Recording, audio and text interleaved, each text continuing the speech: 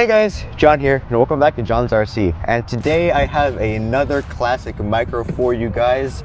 This is the Parkzone T-28 Trojan micro version, ultra micro T-28 Trojan. Sorry about that. Now this is quite an oldie.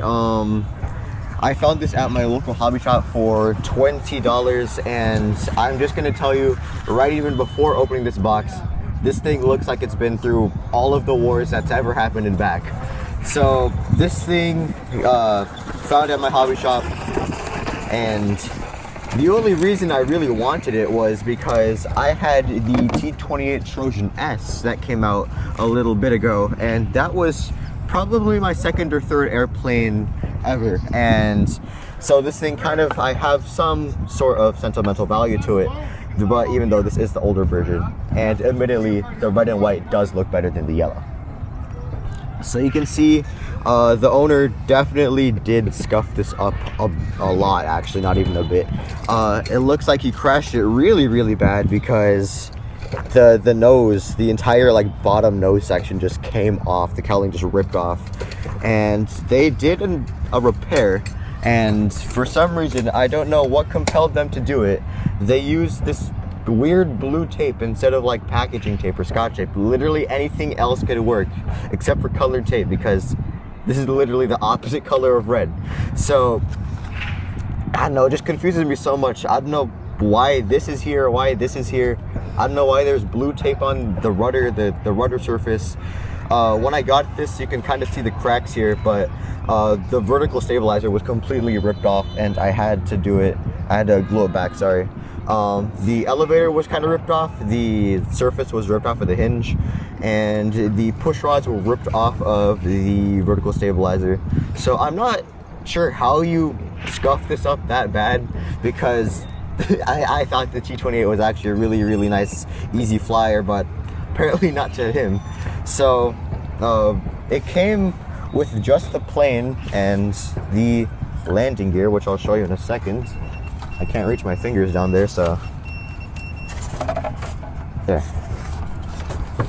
So these are your landing gears, which I will not be using today because you can see these things are definitely scale and not goofy looking.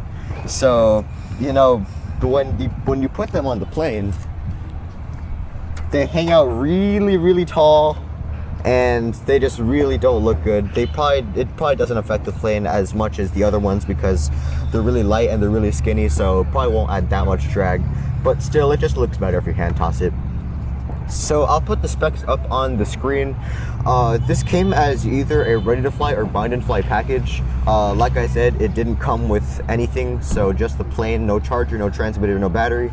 So I'm going to be supplying myself with my favorite 1-cell battery to use for micros, the Race Day Quad's 1-cell 300 lithium high voltage battery, 60C discharge rate, and for my transmitter, I'm going to be using my good old Radiomaster TX16S.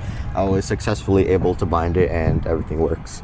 Now, I will admit I did fly this for like 5 seconds in my cul-de-sac because this thing was in such bad condition that I didn't even know if it was worth making a video on it, so I at least wanted to see if it flew.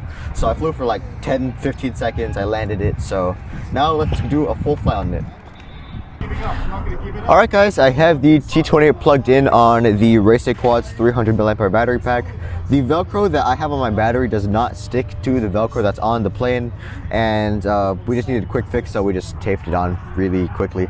So everything works as you can see. The aileron servo is a bit jittery, but everything indeed works, so you know, it's going flat.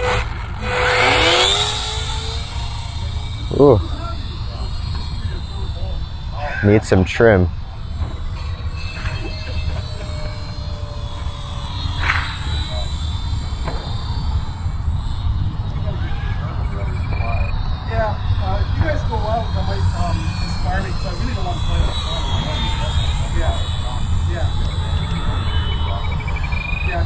Just doing some quick trimming.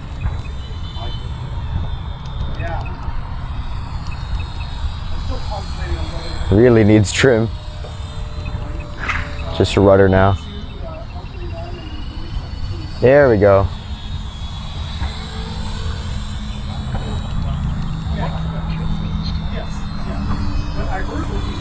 It flies pretty well, actually.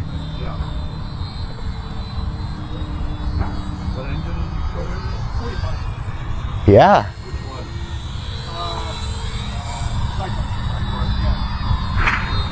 Look at that power.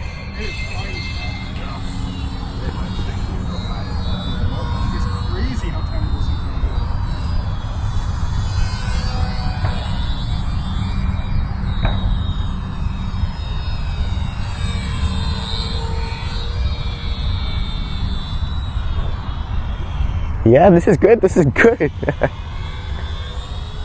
For what it is. No, the $20 special, huh?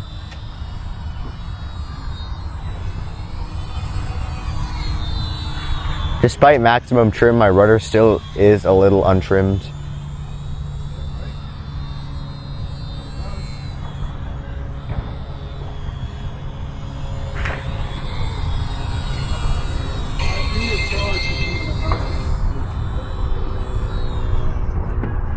If you hear those sounds, I put those in my Radio Master TX16. It's for the telemetry critical. But with the DSM protocols on spec on Radio Master, sometimes it just doesn't like that. Actually, really quick, just gonna land this really quick and disable the telemetry alarms. Okay, you guys won't have to hear that anymore. Let's get back into the air.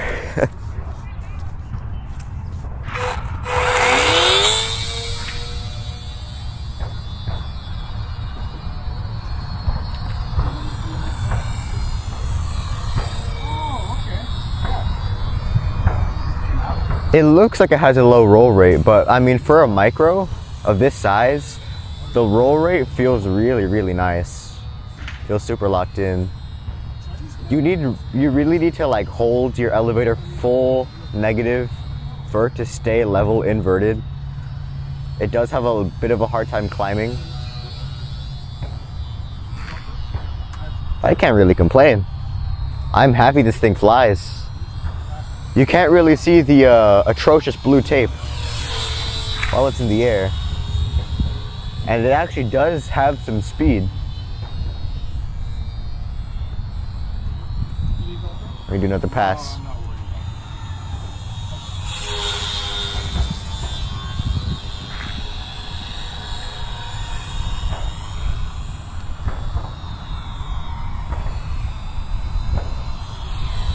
This would actually be a really, really calming cul-de-sac flyer.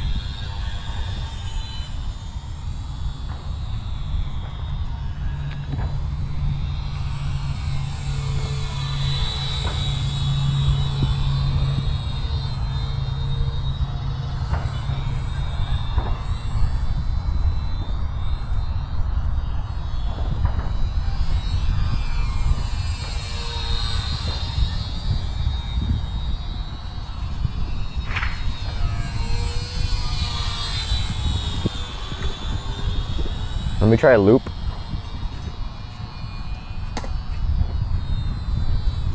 Okay, hold on. One moment.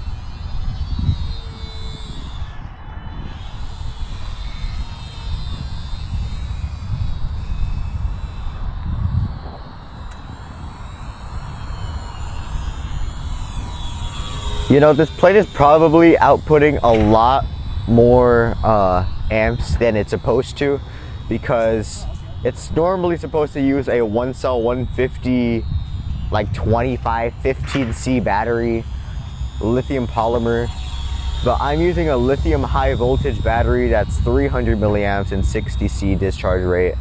So I'm probably really doing numbers on the motor right now. But to be honest, I could not care less for this little thing. It's just so fun. If it comes to it, I'll probably replace the motor. Alright, let's land it.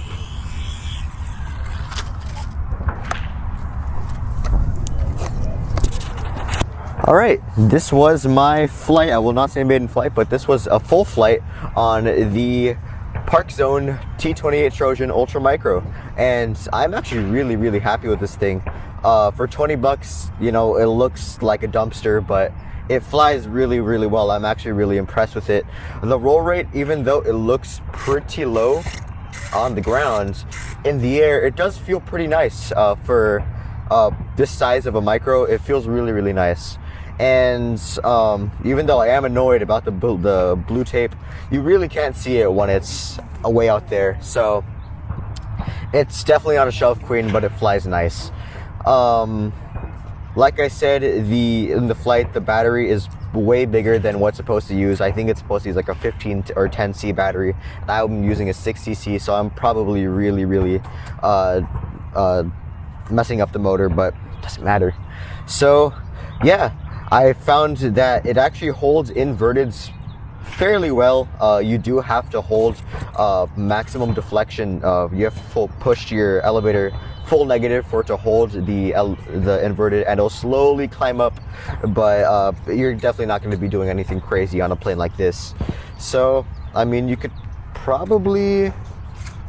you could probably do is change the where the push rod is on the elevator, but that also requires you to open it up and also change the push rod location on the servo, which I'm probably not going to do. So yeah, $20 well spent. It looks great in the air, and I mean, yeah. So thanks for tuning in to John's RC. If you're new to this channel, feel free to like, comment, and subscribe.